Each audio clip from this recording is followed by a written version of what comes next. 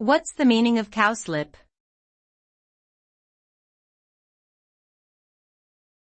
Cowslip.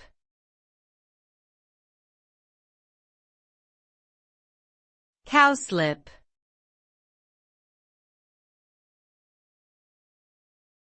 Cowslip.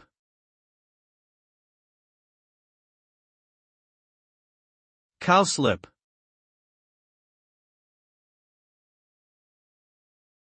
Cowslip is a flowering plant that belongs to the primrose family. It typically grows on meadows, pastures and in woodland areas, producing clusters of bell-shaped flowers that are yellow or sometimes pinkish in color.